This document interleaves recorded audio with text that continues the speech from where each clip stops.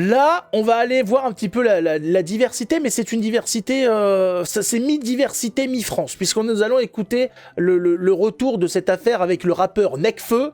Est-ce qu'il y a une photo de Monsieur Nekfeu? Voilà, hein, de son vrai nom, Ken. Pas Ken le survivant, hein, Ken je sais pas quoi, voilà, un blancos à la base, parce que vous allez voir que il y a eu des changements, qui se fait étriller par son ex-femme, qui ne le loupe pas, et vous allez voir qu'il y a une information qui est oubliée par Serfia, que moi je suis allé chercher, et qui va aider un petit peu à comprendre ce qui se passe dans la tête de Monsieur Nekfeu. Hein. Dina, ex-épouse du rappeur Nekfeu, l'accuse toujours de viol et de violence, raconte Le Monde. Des violences qu'il reconnaît à moitié dans des SMS en 2020 lorsqu'il s'excuse d'avoir craqué. Alors que Dina lui lance « T'as fait pire que ça, tu m'as frappé, me frapper la main et jeter une poubelle à la figure, c'est de la violence. » Alors la main, la figure, oui, la poubelle sur le visage, ça dépend ce que t'as fait. Alors voilà, si t'es une pute, tu es une poubelle jetée sur une poubelle, c'est pas le plus grave. Alors, tout dépend ce qu'il y a dans la poubelle aussi. Hein. Si Nekfeu consomme beaucoup d'alcool, les bouteilles en verre, ça peut faire mal, puisque Nekfeu est alcoolique. Il faut le savoir, il répond « Je ne ferai plus cette erreur », il nie aujourd'hui toute violence physique et affirme que ses messages sont tronqués ou sortis de leur contexte, avouant des claquages de porte. Des claquages de porte. C'est des trucs de tarlouse, ça. Ou un coup de poing dans le mur. Ça c'est déjà un peu plus... voilà. Si tu veux vérifier que c'est un mur porteur, c'est pas mal. Nekfeu qui fait peut-être une future carrière dans le bâtiment. Il retourne les accusations et affirme que c'est elle qui le frappait de manière récurrente dès qu'elle était frustrée. Jamais de la vie, il ne lui aurait imposé de rapport sexuel, précise-t-il. Dina affirme que Nekfeu, lors d'un enregistrement, l'aurait rejoint dans le lit et pénétré avec son doigt. Petit salopio. T'es un petit cochon, hein, Nekfeu, hein. T'es dégoûtant, avant d'essayer avec son sexe. Mais monsieur Nekfeu, on n'est pas chez les animaux. Les préliminaires, monsieur Nekfeu. C'est quoi cette affaire? On met le doigt, on vérifie, tu sais quoi, c'est le taux d'humidité qui est vérifié? Ça dit c'est bon, le taux me satisfait et on essaye de mettre son zizi dans la dame? On est où là? On est chez les bonobos? Comment ça se passe? Est-ce qu'on peut préparer un peu plus le terrain, monsieur Nekfeu? Hein? La température, ouais. Non mais c'est quoi ça? Mais c'est quoi ce type? Il met le doigt et après il veut rentrer sexe, mais... Et l'amour dans tout ça, la passion? Hein? C'est pas possible. L'un des faits de violence sexuelle dont elle l'accuse rapporte Le Monde. Une de ses amies était d'ailleurs dans la pièce. Ah oui, parce qu'en plus, vous invitez des copines pour regarder ça. Le monde a changé. Hein, et confirme ses accusations. Ça, alors là, je mets un doute quand même. Hein, mais c'est possible.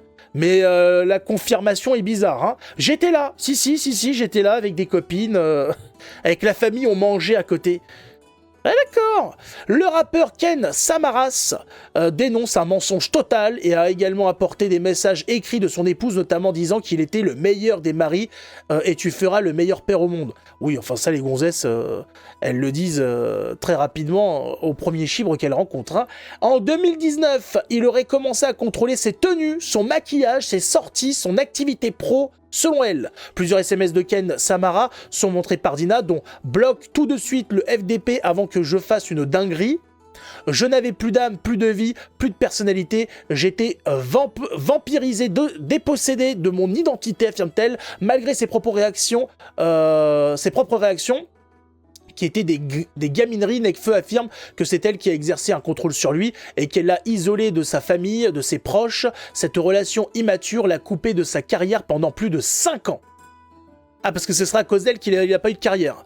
Sur toutes ces accusations, Nekfeu dément et affirme que son ex-épouse a de gros problèmes psychologiques, de gestion de la vérité, de la violence et de la frustration. C'est possible. C'est fort possible aussi.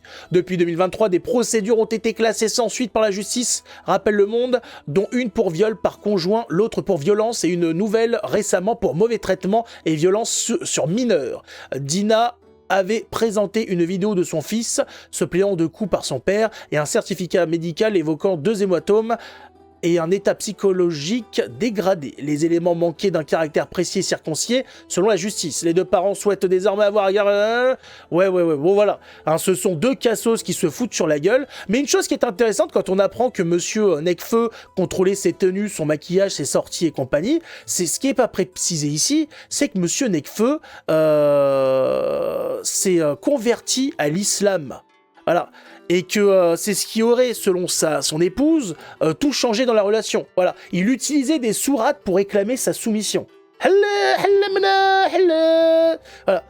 Je sais pas, des incantations magiques, peut-être, pour la coucher par terre, pour la rendre plus humide.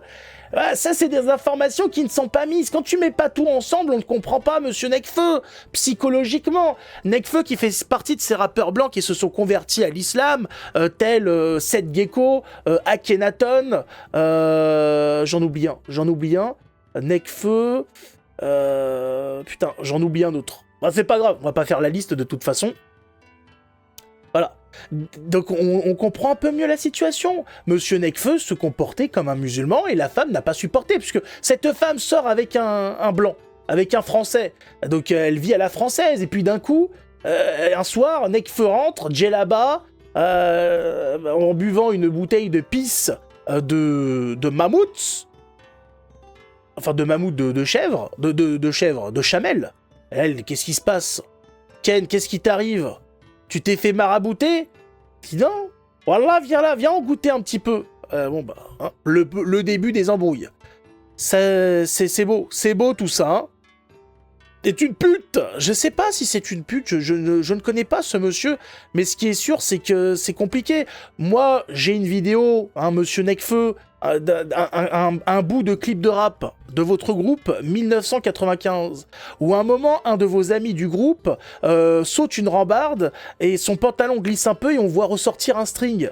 Monsieur Necfeu, je comprends rien, moi. C'est quoi toute cette histoire? Un jour, vous êtes un groupe de rap qui porte des strings. L'autre jour, c'est des musulmans fanatisés. Je ne saisis pas. Hein, on fout des sourates sur la gueule de sa femme, on porte des strings. Qu'est-ce que c'est que ce nouveau monde? Qu'est-ce que c'est, monsieur Necfeu? Je ne saisis pas. Je ne saisis pas. Pourtant, vous étiez en bonne compagnie, votre ami du groupe 1995 d'origine maghrébine, qui portait des strings en plein clip de rap. Je me suis dit, c'est le progrès. Hein, c'est des hommes compassionnels, des hommes qui aiment la liberté. Et là, j'apprends qu'il y a eu un virage. Hein, il y a eu un dérapement. Hein, il y a eu une sortie de route, là. C'est inquiétant. J'ai une demi-molle.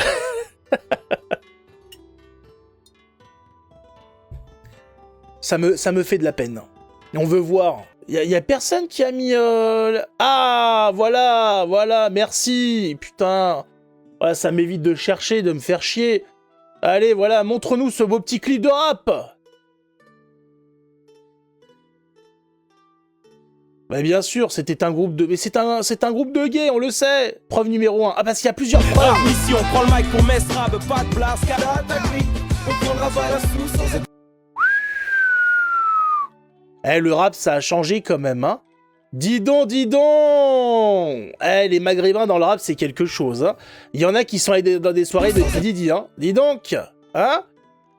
Joli petit string, monsieur. Waouh. Ouais, voilà, hein, je bande. Donc là, lui, ça a dépassé, on ne sait pas les autres. On ne sait pas ce qui se passait le soir, hein, dans les studios d'enregistrement, mais ça y allait. Voilà, je pense, vu l'effervescence de ce groupe. Donc moi, voilà, je ne comprends pas. Je me dis, ce groupe est ouvert, c'est les groupes de rap de demain.